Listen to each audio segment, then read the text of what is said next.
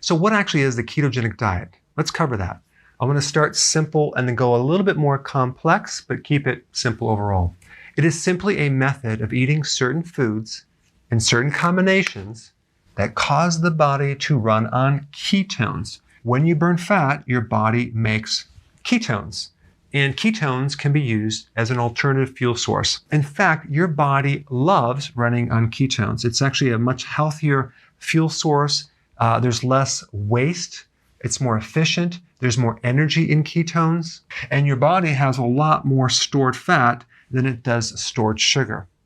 An average person who's not overweight has roughly between 90 and 100,000 calories of stored fat, versus that same person only has about 1,700 calories of stored sugar.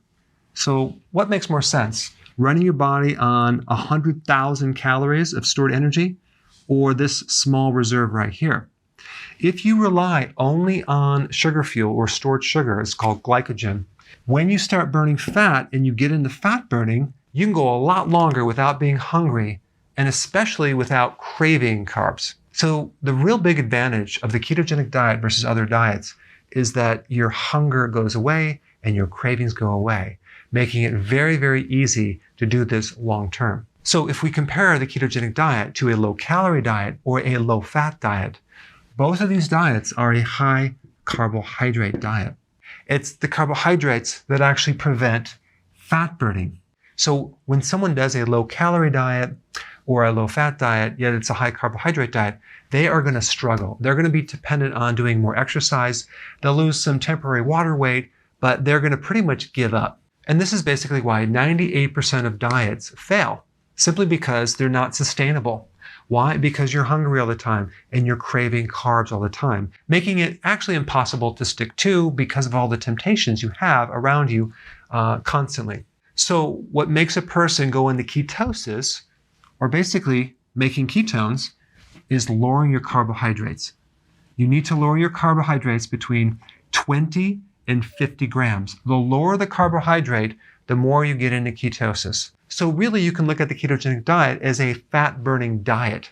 Now, if you're going to lose weight, wouldn't you want to burn fat? So basically, to make it really simple, you lower your carbohydrates. You don't do a high-protein diet. It's a moderate protein diet. So here's a little point that people have a confusion on. They have this idea that the higher fat is really bad for them. But if you keep your carbs low, there is no danger in consuming more fats. So when you go into ketosis, you're simply shifting your fuel source from the sugar to the fat. And this takes 3 days. And the way to get into this is to lower your carbs, because then it forces your body to look at other sources of energy. This stuff right here, stored fat. All right, let's go to the next section. All right, so let's discuss the ketogenic diet versus other diets. So you're going to lose water weight for about, 1 to 2 weeks. So it's going to give you a little sense of hope that, wow, it's working. I'm losing some weight, but it's water weight. Why would someone only lose water weight and plateau within 2 weeks? Simply because you've never got into fat burning, okay? There's a big difference with weight loss between losing water and losing actual fat. And realize that exercise only contributes to only 15% of your results. So if in your mind, if you're thinking that I'm going to exercise this weight off, it's going to be very, very insignificant compared to using a correct diet. With these other diets, you're going to be craving all the time. You're going to be hungry all the time, making it impossible to stick to for any period of time. So you end up failing. Like 98% of people fail, and it's always blamed on the person's willpower. But think about it. How are you going to stick to anything if you're craving and you're hungry all the time? It's actually going to be impossible. And as soon as you consume too many carbs on these diets, your blood sugar is going to come down because you're going to spike insulin. Insulin suppresses the blood sugars, and then you're going to end up with low blood sugars. So that's when you're cranky, irritated on this diet, hungry all the time. That's what's really happening. On the other hand, if you're going to do a healthy version of a keto plan, we call it healthy ketosis, you're going to actually burn actual fat. You'll lose some water weight, but you're going to start burning fat. And the less carbohydrates you consume, the more you're going to get into this fat burning.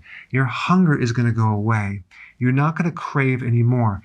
These two things alone will allow you to stick to it long term. If you don't have hunger and you don't have cravings and you don't have low blood sugar issues, it's not going to be painful. In fact, you're going to find that your energy is going to increase. Now, there is an actual adaptation phase, 2 to 3 days. It takes your cells to adapt to fat burning. So if you take enough electrolytes and B vitamins, you won't have any transitional symptoms. But you'll get into it, your energy will spike, your cognitive function, your focus, your memory will do better. Why? Because your brain loves ketones. You're going to find inflammation going down. If you have stiffness or pain in your body, that's going to come down. Your skin's going to look better, less acne. So I just want to make one little distinction. You have ketosis, and then you have healthy ketosis. Let me tell you the difference. Healthy ketosis is basically doing this low-carb plan with very healthy ingredients and nutrient-dense foods. Because one thing about the ketogenic diet, they don't really tell you exactly the quality of food that you should eat. So I'm just recommending make sure you do it healthy for several reasons. Number one, as you lose weight, you're going to look better, okay? You're going to feel better, and you're going to be healthier. But the fact that you're doing keto alone by lowering the carbohydrates has huge benefits, okay? So in the next part, let me show you why. So the whole purpose of getting into ketosis and running an alternative fuel source is to drop and normalize your insulin levels. Nearly 80% of the population has a problem with insulin. They have a condition called insulin resistance, where your receptors will not absorb insulin like they normally should. That gives you dysfunctional insulin, and the body then has to make more and more insulin to compensate. And with that comes a lot of health problems. So you have increased carbs lead to higher amounts of insulin, which then cause insulin resistance because the body is being bombarded by so much volume of insulin, it starts to shut down. An average person who has insulin resistance, which by the way, this is pre-diabetes, makes between 5 to 7 times more insulin than normal. So that massive amounts of insulin leads to diabetes, metabolic syndrome, which is a combination of belly fat, blood sugar problems, cholesterol problems. People with Alzheimer's have high amounts of insulin. They have insulin resistance. And then we have problems of the heart, simply because the inside layer of the arteries are very susceptible to oxidation. And having high amounts of insulin basically rust out your arteries. The body comes in, forms plaquing, clotting, calcium deposits, to the point where you can get heart attacks and even a stroke. And then hardening of the arteries, that comes from high amounts of insulin. Insulin resistance is connected to mood disorders, anxiety, depression. You eventually get a fatty liver, and also cancer, because cancer cells basically live on sugar. So now let me show you specifically what to eat. So let me give you a rough idea of what you would actually eat on a healthy ketogenic plan, okay? Now, as far as calories go, if we take a look at this pie chart, carbohydrates are basically 5% of the total calories. I'm adding vegetables separately that aren't included in the carbs. In fact, I don't want you to count the vegetable carbohydrate for 2 reasons. Number one, there's not a lot of calories in veggies, number one. Number two, we want to encourage more vegetables. And so anytime we're talking about cutting carbs, we don't want you to cut your vegetables, okay? And vegetables have a very low glycemic reaction. They don't spike your blood sugars, and they do not increase insulin very much. And also realize that the fiber in the vegetable, and vegetables are very fiber rich, even though they're carbohydrates, they don't trigger the insulin response. So our veggies will be around 5% of the total calories, which is about 7+ cups per day, 7 to 10 cups per day. And then protein should be 20% of the total calories. That's basically 3 to 6 ounces per meal. Now, if you have a bigger person, have more.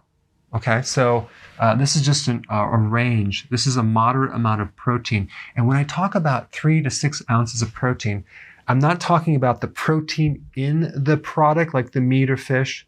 I'm talking about the actual meat or fish by itself. If you were to weigh the whole thing, because let's say, for example, in fish, you have collagen, you have other things other than the protein. So 3 ounces of fish versus 3 ounces of protein in fish is a different value. I'm talking about the actual whole food itself when I talk about 3 to 6 ounces. And then we want about 70% of fat. Now this seems like a lot of fat, doesn't it? Well, let's take a look at an actual plate. Let's say this is your plate. You divide it down the center, and half of the plate, you add vegetables, okay, or salad. Then 1/4 of the plate will be your protein, and 1/4 would be your fat. So as you can see, this 70% of fat seems like a lot, is not as much as you think, simply because fat has more calories per volume. So this is about calories, okay? This is about volume of food. And then of course, over here, we have our small amount of carbs, okay? All right, so just let me give you some rough ideas on what we're talking about when we talk about carbs. We're not talking about breads or pasta or cereal or crackers or juice. We're talking about the carbs in nuts and seeds. Now, nuts and seeds have protein, okay? They have fat, but they have some carbs. So those are the carbs you're counting. Hummus, it has low sugar, but it has some carbs. But hummus also is made with olive oil and garlic, so there's fat in the olive oil. And then berries are very low on the glycemic index, but you would count the carbs in berries. And then protein right here, we have meats, we have fish, we have seafood, we have eggs, we have cheese. But of course, meat and fish, eggs and cheese also have fat. So when you're dealing with most foods, you're having a combination of things. So this basically, half of this could be a combination of some food with fat and protein. You're not going to eat them separately. Here's some examples of pure fat: butter, coconut oil, avocado. But see, avocado has fat and some carbs. Then you have olive oil, which is a pure fat. And then as far as the veggies go, you have leafy greens, and you have cruciferous, and there's other vegetables. So I recommend most of the vegetables you consume, leafy greens, as salads. Consume them raw. But if you're going to add cruciferous, I would recommend steam them or cook them, unless you're doing like a kale shake with some berries. That's totally fine. So ideally, you want to go 7 to 10 cups with your vegetables per day. Now that might seem like a lot, but that provides a lot of nutrients, a lot of antioxidants, a lot of vitamins and minerals. And of course, the cruciferous not only has higher amounts of vitamins and minerals, it has high amounts of phytonutrients, which give you additional health benefits. All right, one more section on what not to eat. All right, so let's just talk about what not to eat. So we want to avoid grains, okay, in the form of whole grains and refined grains. Breads, pasta, cereal, crackers, biscuits, waffles, pancakes. Even though something is gluten-free, it still has grains. So just avoid all grains. Rice, okay, avoid that. Then we have starches, potatoes. Okay, now rice is also a starch as well. So avoid potatoes, yams, sweet potatoes, rice, anything starchy, avoid it. Why? Because they're going to turn into sugar really fast. And then we have actual sugar, we have cane sugar, we have agave nectar, you have honey, you have fructose, high fructose corn syrup. You're going to have to avoid all sugars. Now you can do alternative sugars like stevia, monk fruit, xylitol, erythritol. These are sugar alcohols. They have a much lower reaction on the glycemic index than regular sugar. All right, and so you want to avoid GMO foods, okay? That would be soy oil, corn oil, canola. If you consume organic, you're pretty safe with GMO. And of course, juice is a sugar. You want to avoid that. And you want to avoid soda. There are sodas out there now that are flavored with stevia. Those are acceptable. But juice is loaded with way too much sugar. Okay, so as far as fish goes, very important. Don't consume the farm-fed. Do wild-caught. Much, much healthier. I have many videos on that. You can do a search on that if you want to know why. Pasture-raised organic eggs are the best. They're a little bit more expensive, but they are worth it. And then we have organic bacon. Okay, that way you know that the pigs are not fed the GMO grains. We want to avoid that. And I'll try to get the bacon that's sugar-free and nitrate-free. So if you're consuming cheese or cream or half and half or butter from grass-fed cows, it's definitely a lot better. Now, if you're going to do coffee, really try to get organic because coffee is one of the crops that's the most heavily sprayed of any crops out there. Okay, guys, there you have it. I have a really cool download below if you want to get a summary sheet of all the foods on a healthy ketogenic plan. Click down below and download it. And that way you have it on a couple pieces of paper and you can refer back to it. Thanks for watching. Hey, if you're liking this content, please subscribe now, and I will actually keep you updated on future videos.